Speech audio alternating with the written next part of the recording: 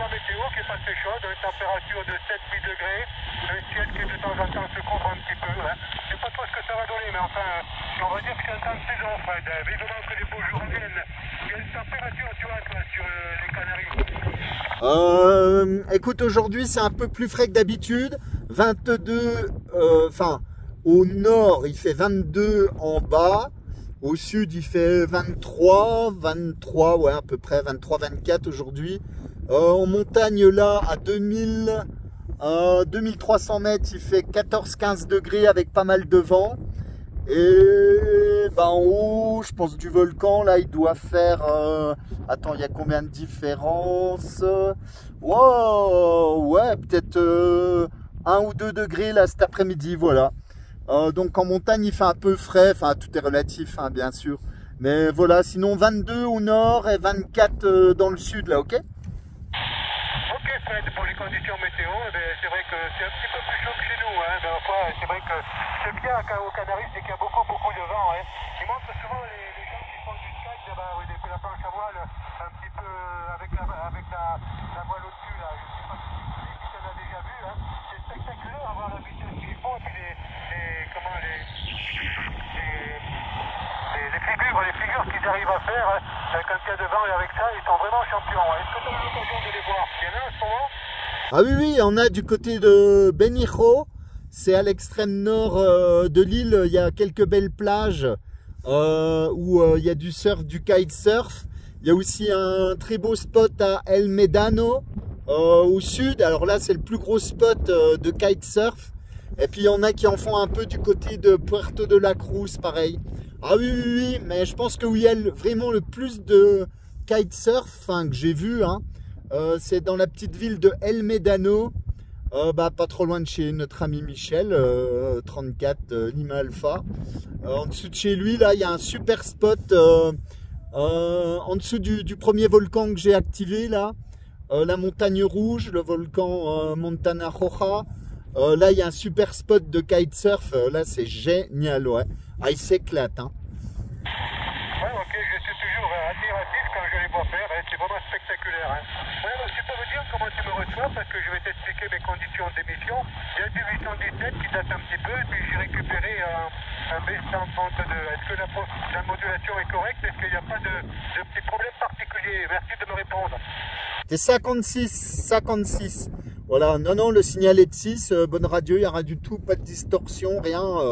Il y a un léger petit QRM derrière, mais qui est dû, c'est du bruit de bande, mais je t'entends très bien, ça marche bien. Hein. Ok, mais c'est un petit poste que j'ai acheté il y a très longtemps. Hein. Mais déjà, je t'avais contacté avec ici un 4 watts maximum en crête, hein, quand je l'utilise uniquement avec le petit poste. Et puis, il y a fait des années que je l'ai, puis ça fonctionne merveilleusement bien. Et puis, disons que je resserre de temps en temps pour pas que ça reste au fond du tiroir, parce que les postes qui restent dans les placards, à mon avis, ils durent pas très longtemps. Et comme je suis le genre de personne, quand j'achète quelque chose, je le garde jusqu'au bout.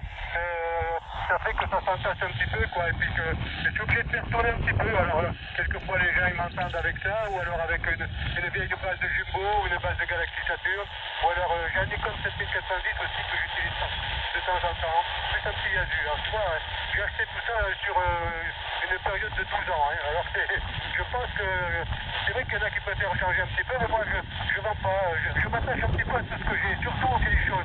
Bonjour, Fred. Ouais, ok Bernard, oui, c'est sûr, non, mais ça marche bien, hein, avec plaisir. Hein. Je suis en train de faire une petite vidéo, si tu veux, là, tu essaieras de m'envoyer ton adresse mail ou je sais pas quoi. Et puis je t'enverrai ça, tu verras comment tu passes ici, tu as fait une pointe à 57, hein. Tu m'envoies ça sur mon adresse mail radio 14fdx088@gmail.com. Un moyen pour t'envoyer une vidéo, quel qu'il soit, t'inquiète, hein.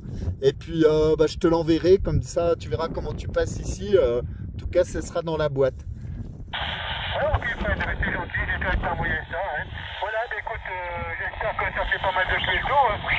Quelque chose qui fâche, apparemment tu vas être bientôt sur le retour, non? Ah ouais, demain je serai dans l'avion, hein. Limite demain, demain à cette heure-ci je serai à Orly, ouais. Ok, mais j'espère que ça s'est bien passé, c'est bon souvenir, je pense, hein. T'as visité un petit peu soutenu, t'as fait un petit peu le tour, là. T'as eu besoin d'un guide ou tu te débrouilles tout seul avec le syndicat d'initiative? Oh non, non, mais je me débrouille tout seul, moi, tu sais. Non, non, il n'y a pas... Voilà, je prépare les choses parce que j'aime bien les préparer. Mais tu sais, j'y vais en mode... Enfin voilà, c'est du... Ouais, les visites, j'enchaîne. Enfin voilà, j'ai des très grosses journées. Mais bon, non, non, non, non. Bon, tu sais, maintenant, franchement, avec Internet, il y a possibilité de faire des super préparatifs.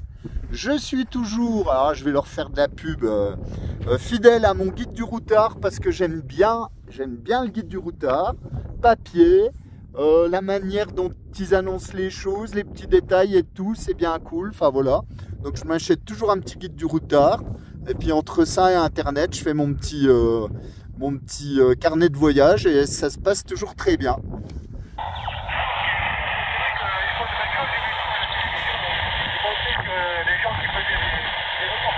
Petit retard, hein, c'est des gens qui sont un petit peu comme toi, hein, qui revoient un petit peu les informations, et puis ils ont des gens qui sont assistés, on va dire. Hein. Mais c'est vrai que de voyager avec eux, il y a beaucoup de gens qui en sont très très contents. Hein. Les informations sont claires et nettes, et puis disons que c'est où tu vas, quoi. Un petit peu, tu veux te loger, tu sais exactement sur quoi tu vas tomber, et puis voilà, c'est une bonne chose.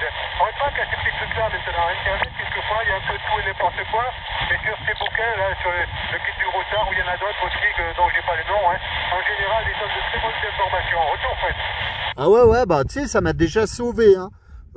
Parce que je suis allé dans des îles du Commonwealth, c'était pas évident, bah franchement j'avais le routard, je me suis déjà trouvé des points de chute pour dormir et manger, même parfois un peu chez l'habitant ou dans des petites chambres d'hôtes, enfin de trucs comme ça. Bah franchement au top, hein, parce que c'est pas toujours évident en fonction de certaines conditions parfois, ou quand tu arrives sur des QTH, où ça m'arrive parfois d'être sur des QTH et de ne pas pouvoir partir au moment où je le voudrais pour différentes raisons, et là tu te retrouves un petit peu coincé, bah voilà, c'est toujours bien.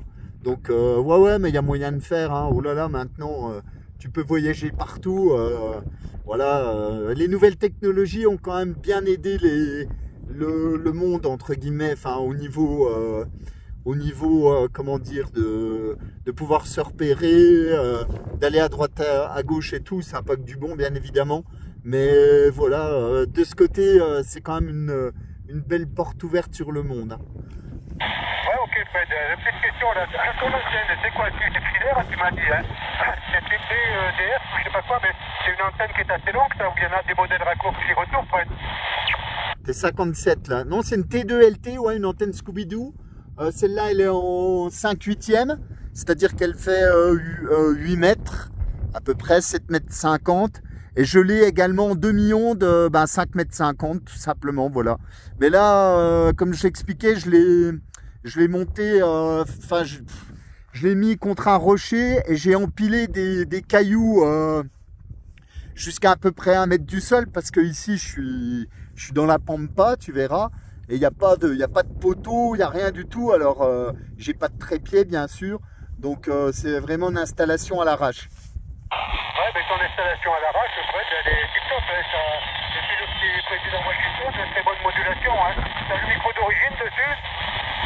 Non, j'ai un micro anti-bruit Digimic. Mais bon, il y a une platine anti-bruit à l'intérieur, donc je n'aurais même pas besoin. Mais je prends toujours le micro là, en fait. Le poids est assez intéressant, il est assez costaud en plus. Enfin, il a déjà reçu des beignes, hein, parce que, tu sais, parfois, ça glisse, ça tombe sur un caillou, etc., etc. Enfin, je fais hyper gaffe aux 30 savers, voilà, que je mets dans des sacs, des pochettes, etc., etc.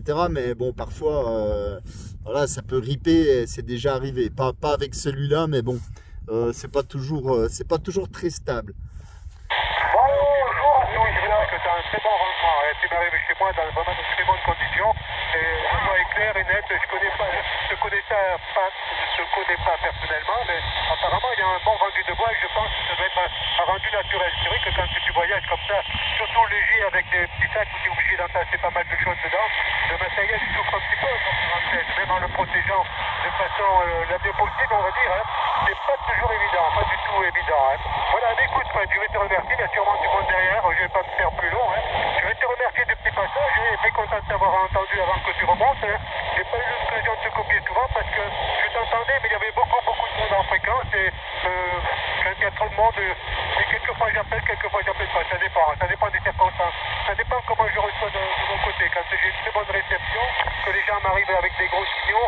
général, en général, c'est qu'ils ont des superbes aériens.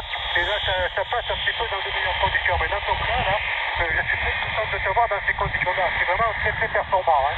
Voilà, les 73 ouais, de ma foi, il faut se préparer pour le retour, il faut que ça se passe aussi. Hein. Et j'espère que tu seras vite de nouveau sur la France et puis qu'on aura l'occasion de se retrouver quand tu seras autour de chez toi, sur les hauteurs. Ça va rafraîchir un petit peu, tu vas trouver du changement pour être de retour. Ouais, ok Bernard, avec plaisir. Écoute, 73, bonne continuation. Envoie-moi un petit mail si tu veux que je t'envoie la vidéo. Je te dis à bientôt. Et puis je te recopierai depuis mes montagnes à vaches. Hein. Forcément, on se contacte assez régulièrement. Voilà, on n'est pas très loin. Comme je dis toujours, les cousins de la Haute-Saône ou du Doubs, là, ils sont pas loin. Allez, bye bye Bernard, salut. Ah, il se passe un peu, Fred, toutes mes amitiés.